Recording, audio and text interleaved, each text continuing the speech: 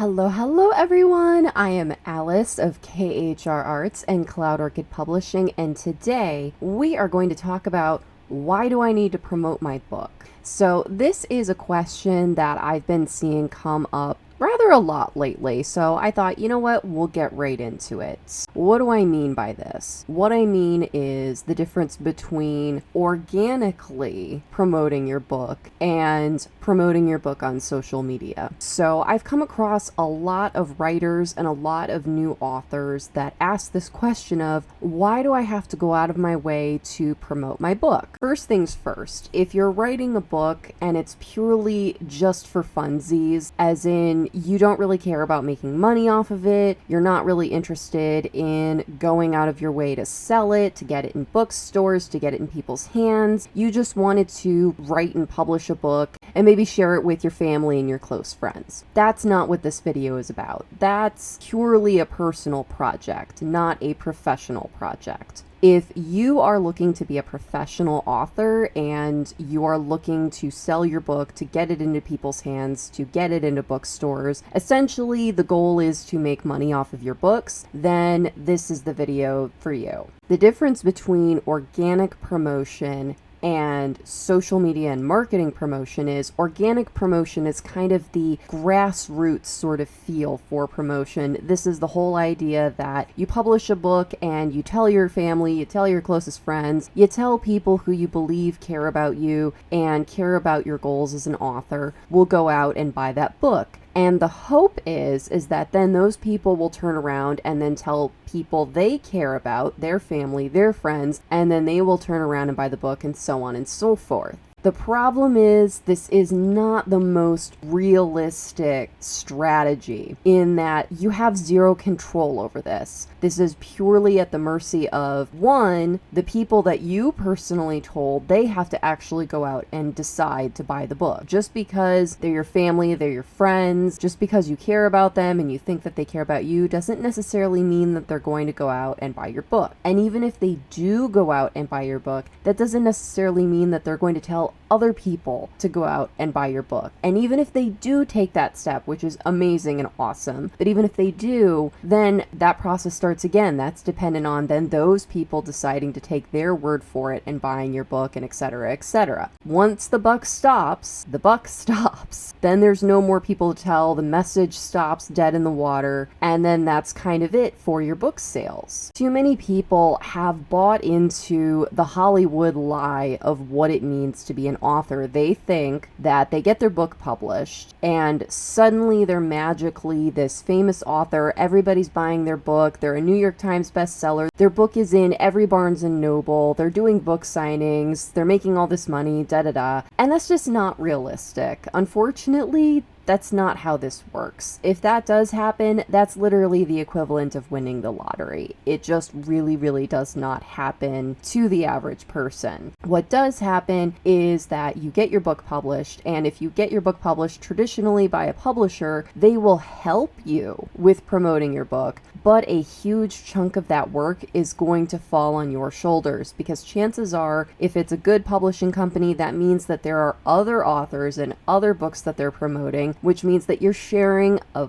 very small piece of that very large pie of attention and marketing and money that they're going to spend on you, which means that if you really want your book to have any sort of traction, you're going to have to do the work yourself. And that's where it comes to the rub that so many people don't like doing the social media and marketing aspect of being an author. And let's all be real for a minute, okay? Nobody likes doing that part. I don't like doing that part. My other author friends don't like doing that part. Nobody likes doing that part. It's not fun. It's a lot of extra hard work. You have to basically wrap your brain around how to be a salesperson, how to be a marketer. You have to put all these different hats on. You have to suddenly start doing content creation. You have to follow all these different trends, worry about hashtags, all that stuff. It's a lot of work. Don't get me wrong. If I could wake wake up tomorrow and just be a closet goblin and my books would just magically sell themselves, I would live happily ever after. But that's not reality. If you're looking for a lot of advice on how exactly to do all that work, the best way to be able to market your books and get them eventually in your readers' hands, I have a ton of other videos on this channel that will help you on this journey. This video is mainly about dispelling this notion that books just magically sell themselves, and that's just not so. We've established that the grassroots movement is something that you really don't have control over, and once the buck stops, the buck stops. It's just not a reliable strategy. So then how is social media and marketing a reliable strategy? Well, the problem is it is and it isn't reliable. So again, at the end of the day, you still have to rely on the unreliable buyer. As in, at the end of the day, your reader has to make the choice to be interested in your book and to actually buy it. And I know what some of y'all are thinking is, well, what about the reading part?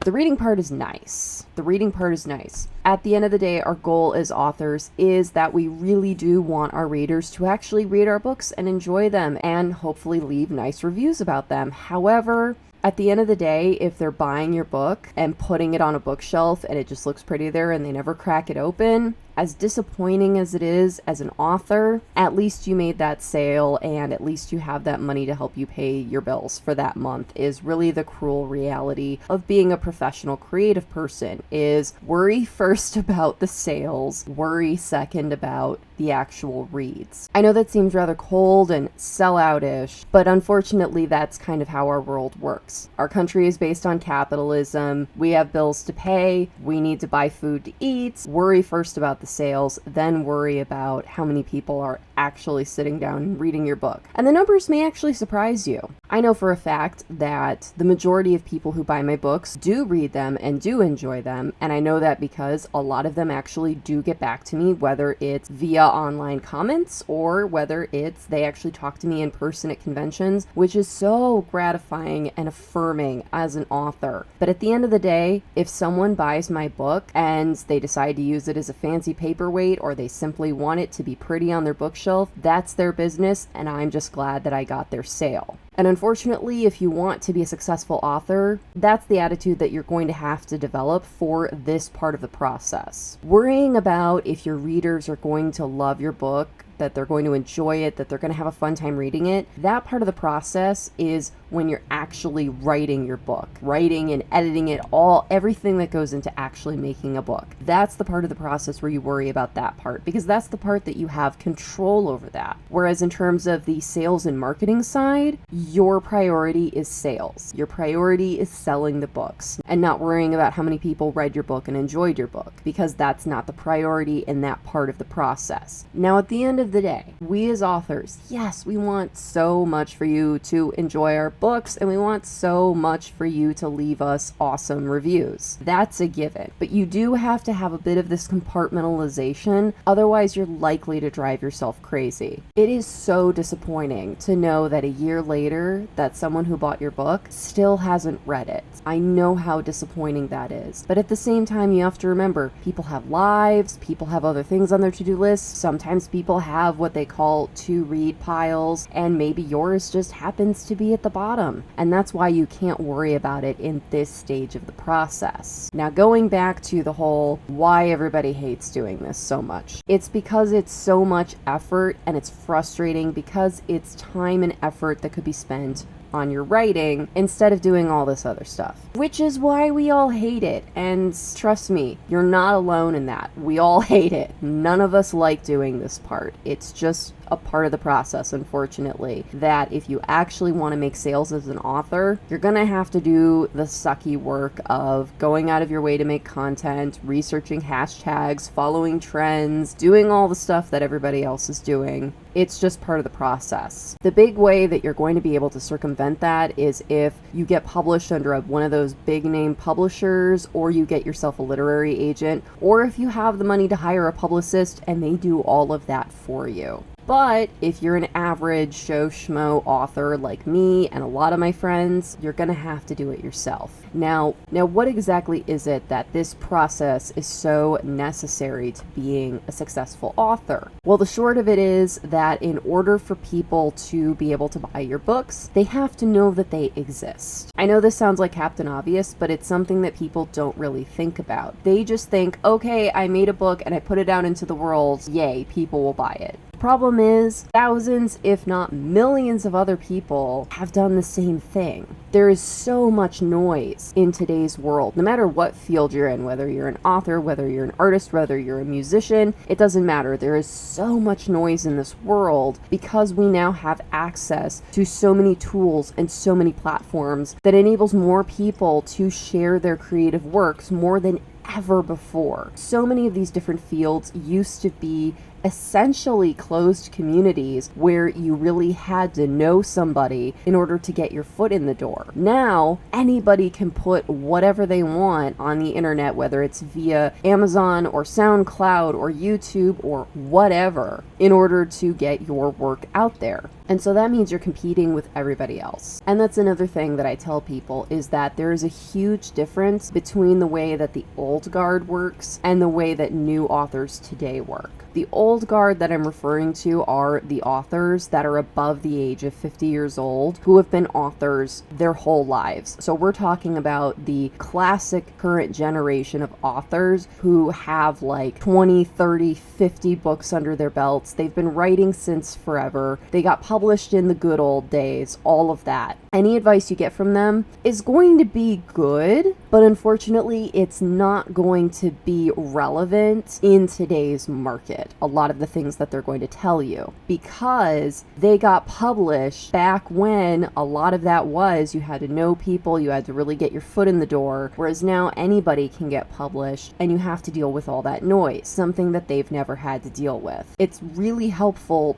to make sure that you're emulating your strategy after authors that are newer but also established, and that can be difficult to navigate. The best way to do it is to continue to browse through communities like Bookstagram and the hashtag writing community and Book Talk, and a lot of those other communities will be more likely to help connect you with authors that know how to play this game of promoting yourself on social media and on online platforms and be able to get yourself heard. And a big part of that is because they're living that reality every day themselves. They've just simply established themselves. So they've kind of blazed the trail. Follow what they do is the best advice that I can give in this scenario, is find somebody who clearly has already laid down the groundwork and do what they do. Now, that doesn't mean completely copy them. You have to put your own branding on it. And I talk about that a lot in my other videos, is that you have to be genuine to yourself. If you pretend to be somebody you're not, people are going to sniff out that disingenuity immediately, and it's going to turn them off and make them even less likely to buy your books. So make sure that you're utilizing the same strategy, but you're doing it in a way that's genuine to you and the brand that you're creating for your books. Last but not least, one of the biggest reasons why it's so important to promote your books on social media and on online platforms and not just rely on word of mouth is because you're going to be able to reach such a wider audience. We live in an amazing world right now where we are globally connected. I have people in Cork, Ireland that have read my books. How amazing is that, y'all? If I had depended on word of mouth, that would have never happened. But because we live in a global world, that means that you have access to everyone, essentially. So you can reach audiences that you could have never dreamed of simply by telling your next door neighbor or your cousin or whatever. So don't discount that there might be somebody in a different town, a different state, even a different country that might love your books. So be sure to take advantage of that and create a strategy that's going to help you reach those amazing audiences for you and your book. I know this is a difficult subject, and there's still a lot of controversy around it, especially with people who believe that talking about your creative works on social media is selling out, and what exactly it means to be a creative person and all that. But at the end of the day, if you are looking to essentially make a living from your craft, these are the sorts of things that you're going to have to do in order to make that happen. And that's just the compromises that we have to make. The most important thing is that you stay genuine to yourself and to your craft, whatever that may look like. So I hope this video has been helpful. Thank y'all so much for watching. If you like this video, please be sure to give it a like. And if you're new, subscribe. All right, everyone. Thank you so much. Take care. Bye-bye.